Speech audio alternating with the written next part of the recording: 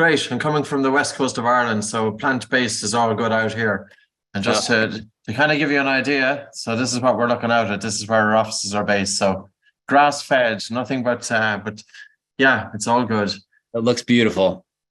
Good stuff. So what I would like to talk about is the application of different breathing techniques, and this will include, I suppose, what got me into breathing in terms of being able to decongest your nose, improving your sleep quality, improving your blood circulation and your oxygen delivery. So in the title that I was talking about earlier on, I was conveying that not all breathing exercises are the same. So it's really important to understand when you do a breathing exercise, what is that breathing exercise actually doing to your body? The idea of taking a deep breath could be the worst thing or the worst instruction possible. Because what happens when you breathe too much air? So I'll start off with that. And part of this is I would just be talking off the cuff. I've been training and giving breathing exercise for 21 years and working with hundreds and many people with anxiety and panic disorder, with obstructive sleep apnea, with snoring, with asthma and respiratory complaints. And we've worked with long COVID. We also work with military. We work with corporates. We work with sports people. So we have the health arm, and then we have the performance arm. So what I'm going to do is a little bit of both.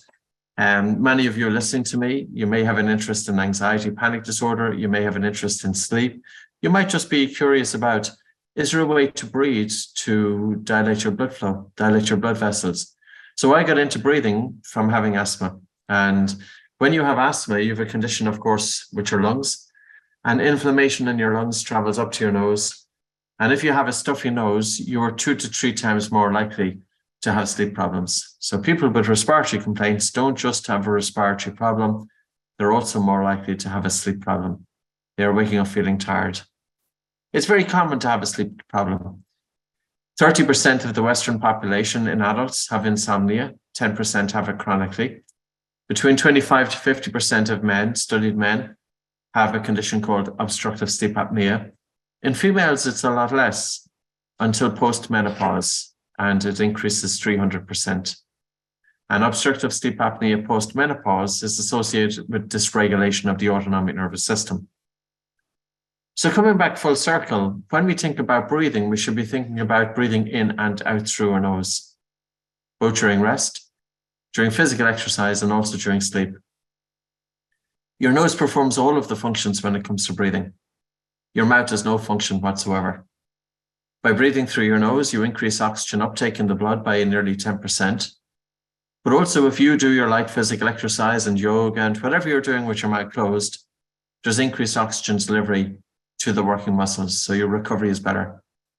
By breathing through the nose, we have a connection via the olfactory nerve, and all of this communication is going from the nose to the brain. And if we breathe through our mouth, we bypass this. So, for example, we select our mates, we select our partners based on the communication, and it is influenced via the olfactory nerve. So what happens with mouth breathing? Well, with mouth breathing, we pretty much have no functions devoted to breathing other than allowing the air to go straight down our throat. Now, despite this, 25 to 50% of studied children persistently mouth breathe. What does it do? When your children or your grandchildren are breathing through their mouth, it's going to impact their sleep. But if their sleep is impacted, it's going to impact their academic ability.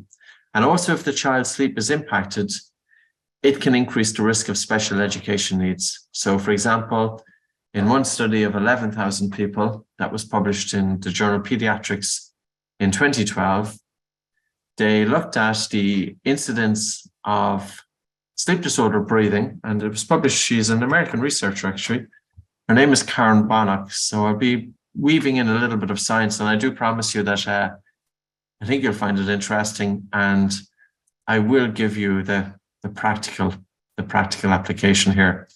So I'll give you the exercises, how simple techniques to help open up your nose, etc.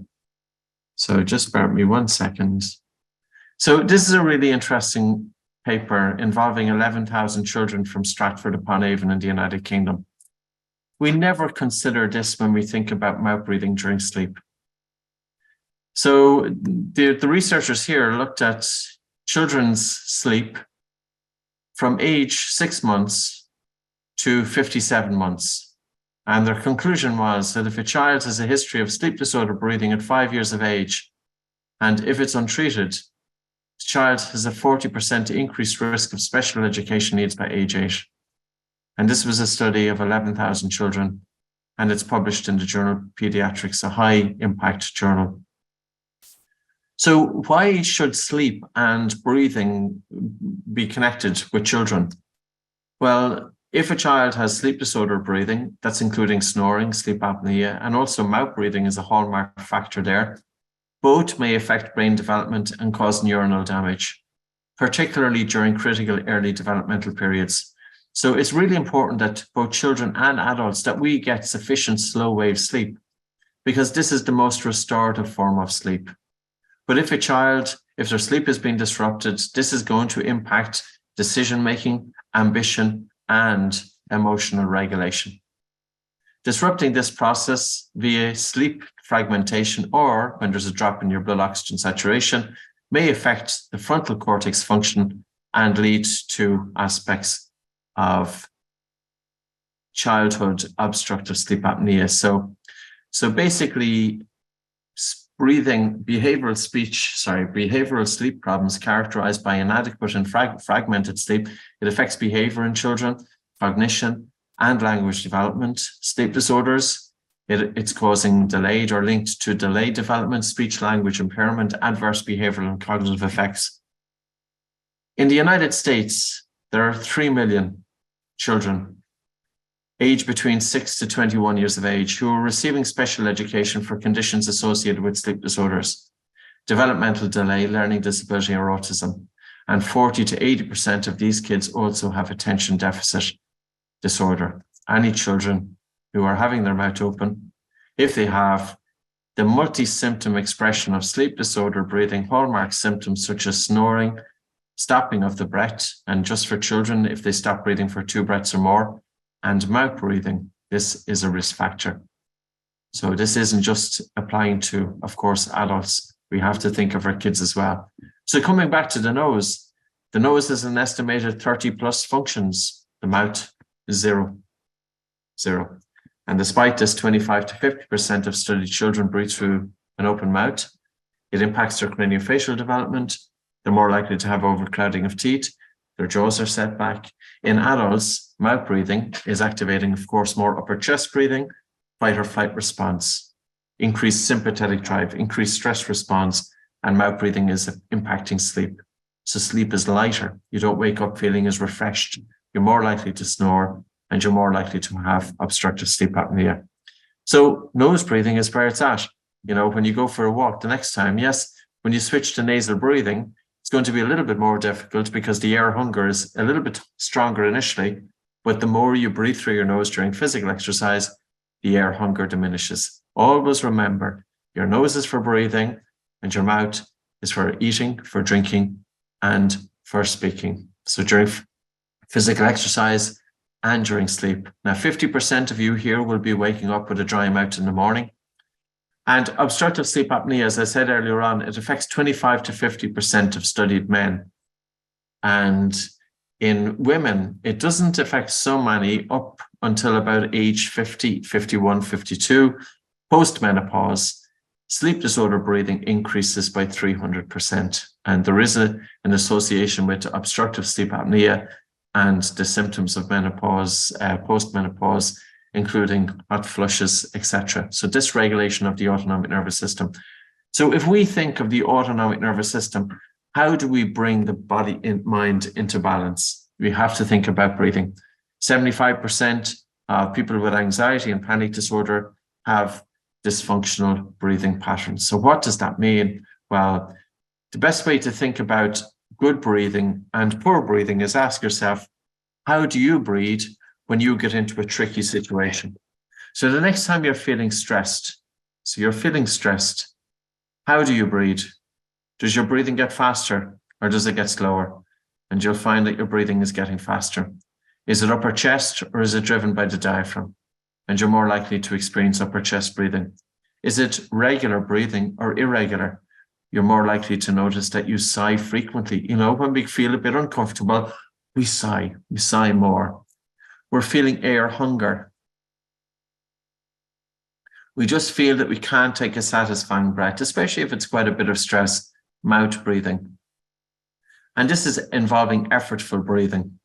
Now, the best way then to bring the body into relaxation, because ultimately that's what we want to do. And it's a pretty fine line, you know, if we're in this stress state for too long, it's not good because it leads to burnout.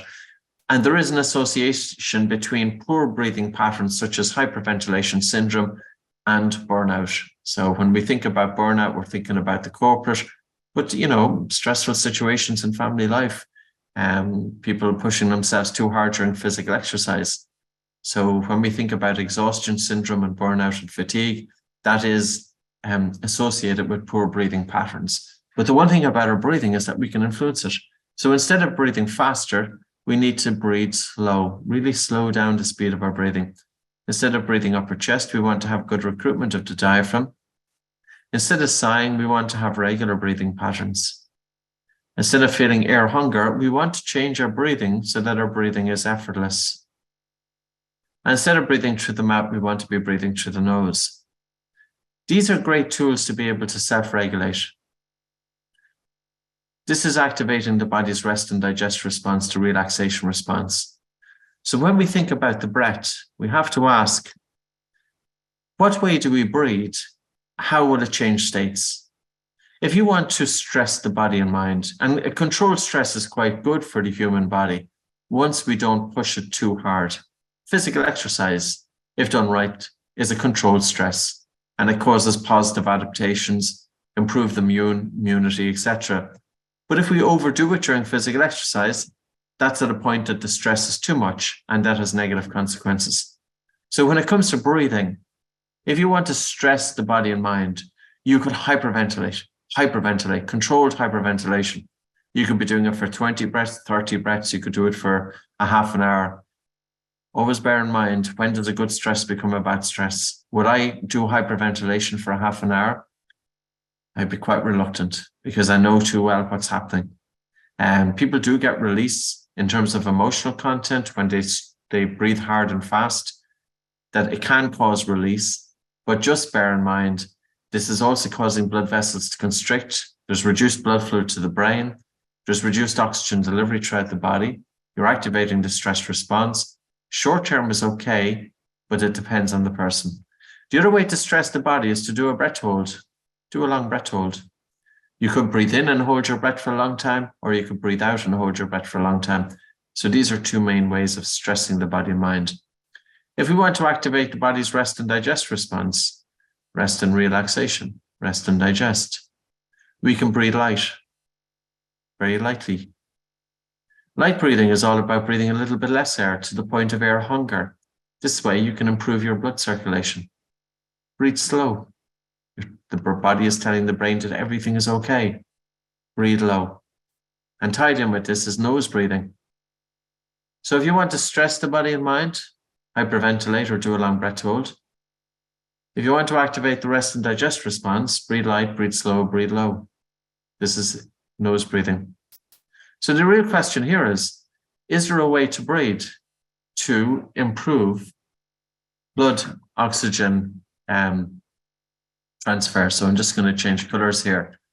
So how can we increase oxygen uptake from the lungs into the blood? The key here is breathing in and out through the nose. And very simply, by breathing through the nose, you pick up a gas called nitric oxide. And nitric oxide helps to open up the small blood vessels in the lungs. And nitric oxide helps to redistribute the blood throughout the lungs so that a better gas exchange takes place. So nose breathers do have an increased pressure of oxygen in the blood by nearly 10%. Mouth breathing doesn't do that for you. The mouth isn't designed for breathing in through the nose and out through the mouth. Your nose has about 30 functions, both inhaling through the nose and exhaling through the nose, and of course with your tongue resting up in the roof of your mouth.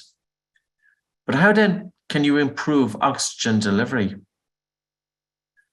from the blood to the tissues and organs, including the heart? Your heart needs its own supply of blood flow and oxygen, and the brain.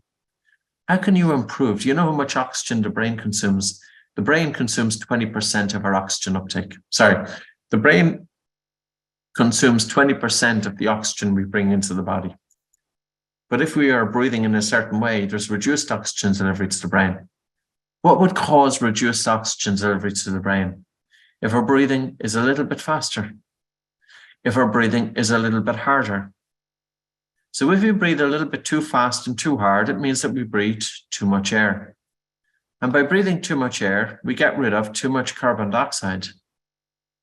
So we're losing carbon dioxide from the lungs, and this in turn is going to reduce carbon dioxide in the blood. And as we lose carbon dioxide in the blood, this drives blood pH up.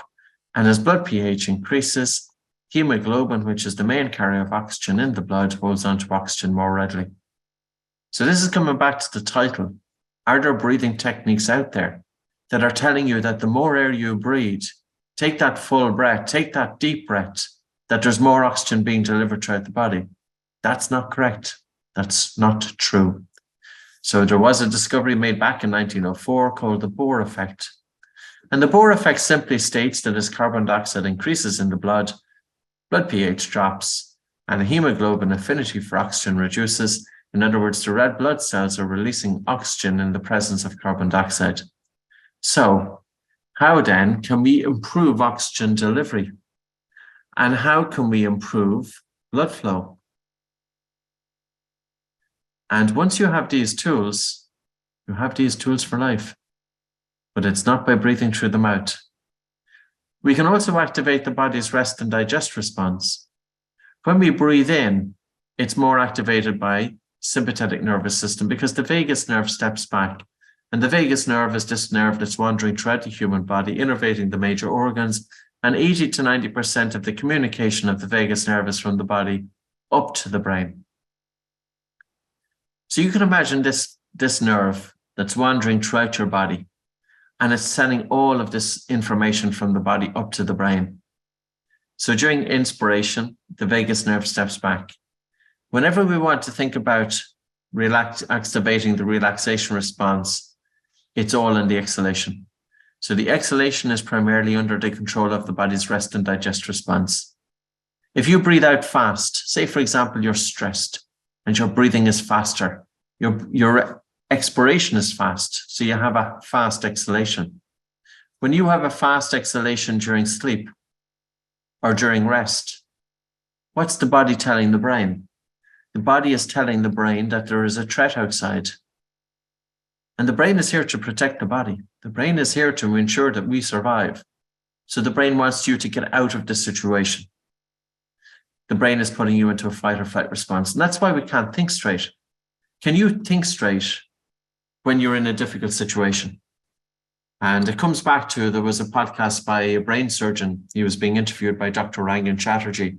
The brain surgeon's name was Dr. Rahul.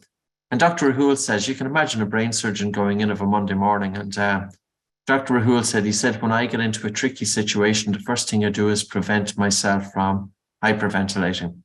Now, how many of you, when you get into a tricky situation, how many of you know how to change your breathing patterns? It's not by taking the full big breath.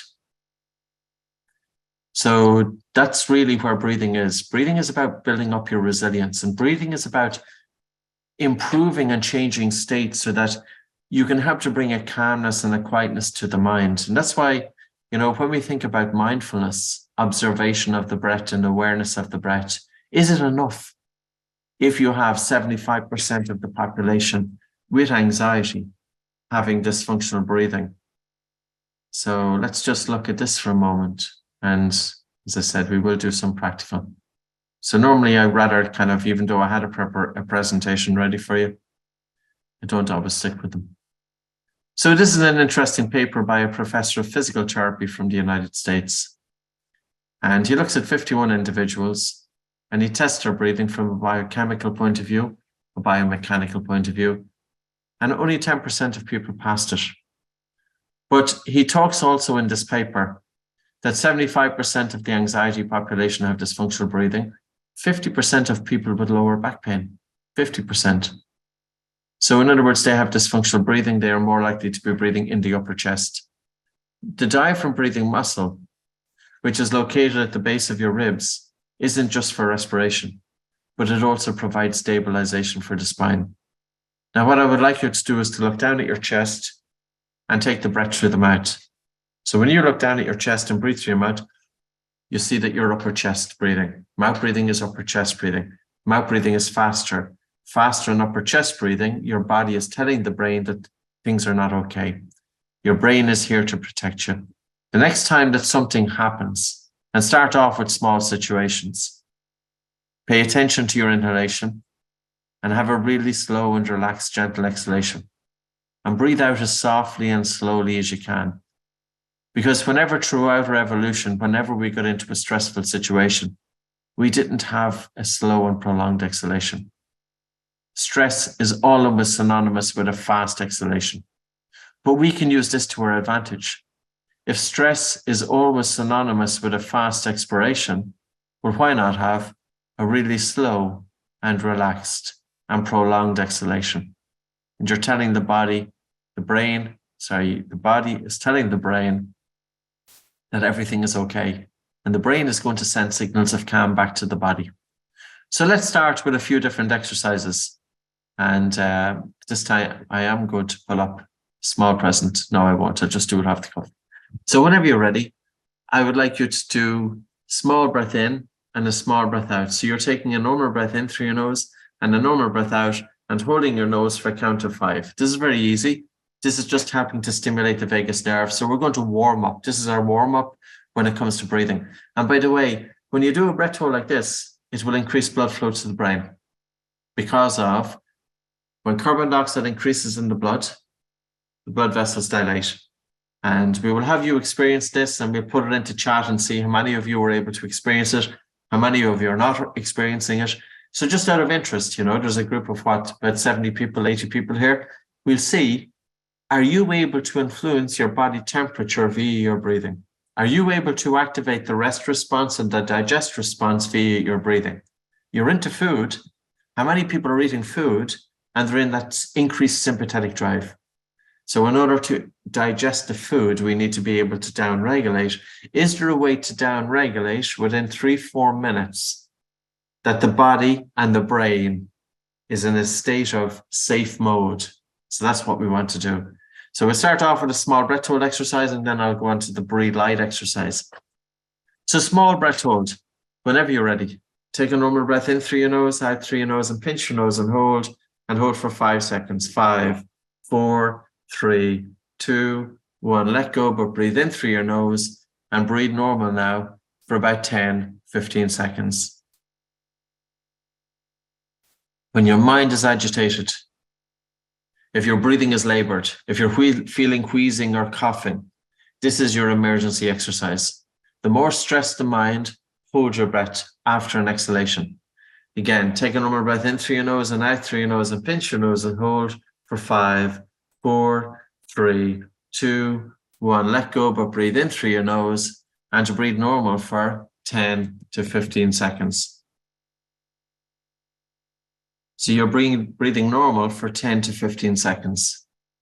And again, take a normal breath in through your nose and out through your nose and pinch your nose and hold. 5, 4, 3, 2, 1. Let go, breathe in through your nose and to breathe normal for 10 to 15 seconds.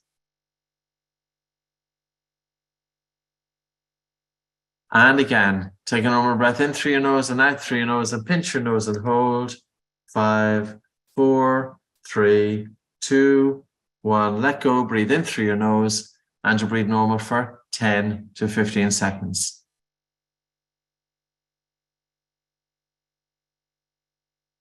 And again, take a normal breath in through your nose and out through your nose and pinch your nose and hold. 5, 4, 3, 2, 1. Let go, breathe in through your nose and breathe normal for 10 to 15 seconds. This is quite a famous paper. We've come across this many years ago. I wrote it in one of my books back in 2010. And I recently heard about this paper through a neuroscientist, Dr. Andrew Huberman. And he cited the paper and he referenced the last sentence in the introduction here. The most powerful effects of elevated CO2, so that's what we're doing now, may probably be explained by a direct effect on the neuronal membrane. And this is the key sentence. The brain, by regulating breathing, controls its own excitability. We have 80 billion brain cells, and each brain cell is communicating with 15,000 other brain cells. And we don't want the brain cells firing all over the place, because then we're out of whack. So by holding our breath, especially when we're in an extreme stress, holding the breath for a few seconds, letting go, we're increasing blood flow to the brain, and this is having a calming effect physiologically. The next time you're in stress, and of course little things happen, that's the way it is. Things happen. How do we react to them? And I learned these tools. I was lucky enough about 25 years ago. I'm almost 50 years of age, and I will genuinely say, you will use them. I won't say every day. Yeah, you could, but certainly many, many times a week, I use them because things happen and I want to be able to self-regulate. And I did go to business school. I have a business degree before I went into breathing, but I was never taught how to deal with stress. And many of you here, you're probably working in high-stressed environments. Have you been trained how to concentrate, how to hold your attention, and how to self-regulate? That's very, very important. So let's go again. Take a normal breath in through your nose and out through your nose, and pinch your nose and hold for 5, 4, 3, 2, 1. Let go, breathe in through your nose, and to breathe normal for 10 to 15 seconds. And again, take a normal breath in through your nose and out through your nose, and pinch your nose and hold 5, 4, 3, 2, 1. Let go, breathe in through your nose, and to breathe normal for 10 to 15 seconds. Okay. Now I'm going to go on to a slightly different exercise before I go to the breathe light. So that last exercise is your emergency exercise. And by the way, we do have a free app, which is called Oxygen Advantage. And if you download the app, it contains about 90 different breathing instruction. But basically, if you put in what you want to get out of it, if you have asthma, or if you have high blood pressure, or if you have anxiety, or if you want to improve mental focus or whatever, it's free anyway, and it will give you exercises. And it's basically an app to all of the info, not all the information in my head, but the information in my head is put into an app. So you might find it useful. So the next exercise is to open up the nose. Don't do this exercise if you have anxiety or panic disorder, or if you are pregnant, or if you've got serious medical conditions. If you wanted to give it a go very gently, but don't do it if you're pregnant, full stop. So to open up the nose, you hold your breath. Now you can test how open or closed your nose is, if I can find my phone, by simply using your phone. So give the screen a rub. You get the screen, put it underneath your nose, and breathe onto it. And then look at the halo that's left on the screen. And that will tell you, is it the left side of the nose, or is it the right side of the nose, or how much is your nose congested? Always remember this when it comes to the nose. If your nose is stuffy, you don't just have a stuffy nose, you have a problem with your sleep. 2 to 3 times more likely to have sleep problems. So think of the child with the stuffy nose. That child doesn't just have a stuffy nose. They're more likely to have a sleep problem. And if they have a sleep problem, they're more likely to have academic problems. Okay, you might say, well, my child is a grade A student. I was a grade A student up until the age of 11. And 12, 13, 14, I went from the top of the class right down to the bottom of the class. Why? I had undiagnosed sleep apnea. How many kids does this affect? Sleep disorder breathing affects about 15% of children, 1 in 7. So it's fairly common. So let's go again. Open up the nose. You do it this way. Take a normal breath in through your nose, out through your nose, pinch your nose and hold your nose, and just gently nod your head up and down, holding your breath, and see if it works. So don't kind of say, oh, it's not for me or anything. No, give it a go, right? Because this is the exercise that got me into breathing. And then I'll show you another exercise that got me into breathing. So let's give it a go. Take a normal breath in through your nose, out through your nose, pinch your nose and hold, and just gently nod your head up and down as you hold your breath.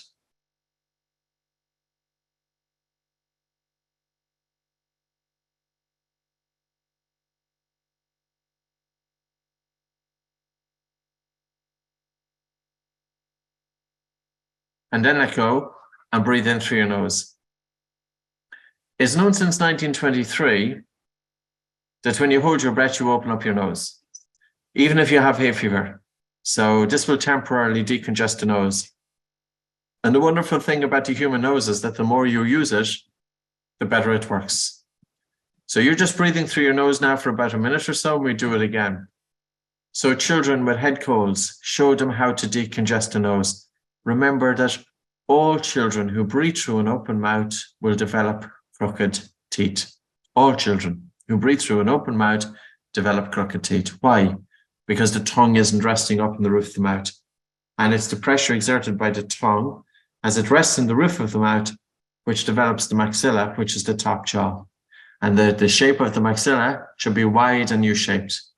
I didn't have straight teeth. I used to have crooked teeth, of course.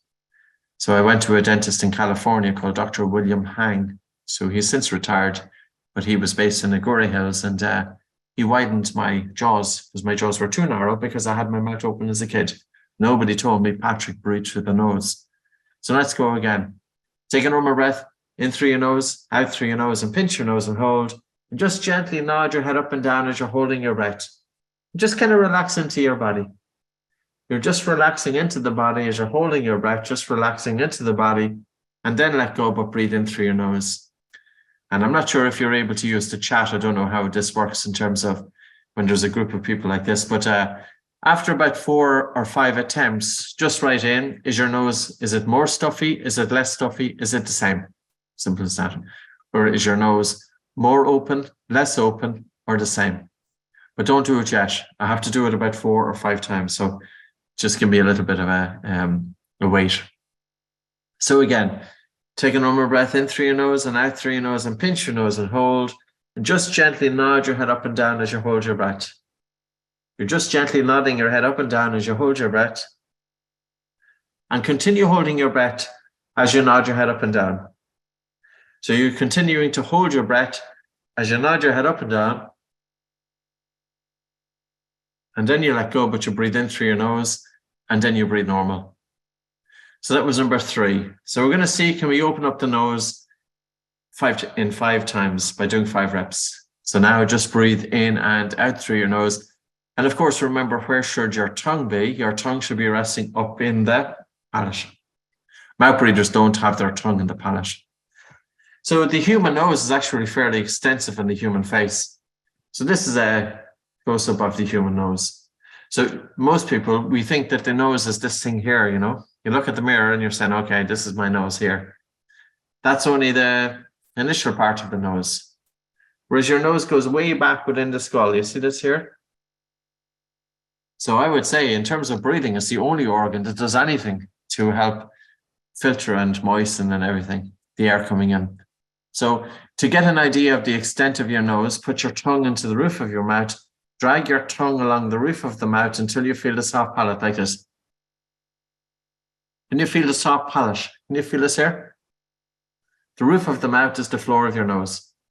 So let's go again. Take a normal breath in through your nose and out through your nose, and pinch your nose and hold. Gently nod your head up and down as you hold your breath.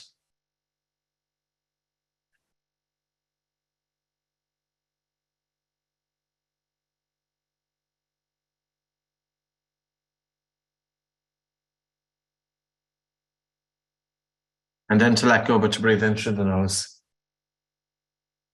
So now you're letting go, you're breathing in through the nose. And I have a visitor, of course, who's come in. So even with a dog, you will see, you won't come near me. So with a dog, with all animals, they will have their mouths closed pretty much all of the time. So humans are the species that have their mouth open more of the time than any other species on Earth. A dog only on a hot day will have the mouth open to self-regulate temperature for thermoregulation. But other than that, the dog will have its mouth closed. So our dog has its mouth closed. He comes into the office here. So let's do it one more time. Take a normal breath in through your nose and out through your nose, and pinch your nose and hold your nose, and just gently nod your head up and down as you hold your breath. So you're just gently nodding. How are we breathing when we pinch your nose? Not to breathe when you pinch your nose. So the whole thing is you open up your nose by simply holding your breath. So you're pinching your nose to stop breathing. when you stop breathing, your nose opens up. If you breathe harder and faster, your nose congests. So let's go again, just in case I didn't explain it properly. Take a normal breath in through your nose, out through your nose, pinch your nose and hold your nose to stop breathing. And then gently nod your head up and down as you hold your breath. And relax into it. And keep holding your breath. So can you hold your breath for 30 seconds? Can you hold your breath for 45 seconds? Can you hold your breath for a minute? And if you can hold your breath for over 30 seconds, you will start to notice that your nose is opening up. So if you have a head cold, if you have a stuffy nose, practice this. We aren't breathing, we are holding our breath, correct? Less stuffy. Okay, so will you just put it into chat, because we tried it 5 times and hopefully you understood it. And just, is your nose, is it more open? Is it less open? Is it the same? It's about the same for Judy. Okay, so I'll wait a moment. And now what we're going to do is go on to the breathe light exercise. So in terms of, is there a way to improve your blood circulation? Is there a way to improve? The book Breath by James Nestor is pretty much what we have been working with for 21 years. So I started teaching breathing techniques in 2002.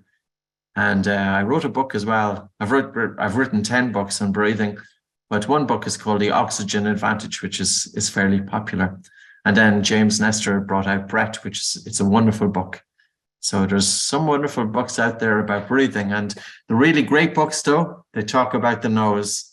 So always make sure, what's the foundation? Get the foundation right, breathing in and out through the nose.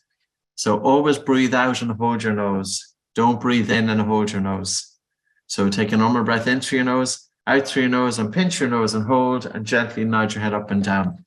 Okay, so let's breathe less air. What happens when you breathe less air? Can you change your state by breathing less air? So I would like you to have one hand on your chest and one hand just above your navel. Sorry, their courier has just arrived. So one hand on your chest, one hand just on your navel, and just tune in on your breathing patterns. So tune in on your breathing patterns. And I would like you to put a little bit of pressure with your hands against your chest and tummy. So put a little bit of pressure with your hands against your chest and tummy. This one. So you have your hand against your chest and tummy, and just gentle pressure with your hands against your chest and tummy. And now what I would like you to do is to take a very soft and slow, gentle breath in through your nose, and a relaxed and a slow and a gentle breath out. So what happens when you breathe less air? Because everybody is telling you to breathe more air. So let's do the opposite. Breathe less air and see. This got me into breathing with the other exercise, the nose unblocking. So these would be my 2 favorite exercises. So let's take a very soft and slow, gentle breath in. Don't worry about whether you're breathing low or high at the moment. It doesn't matter. I just want you to feel air hunger.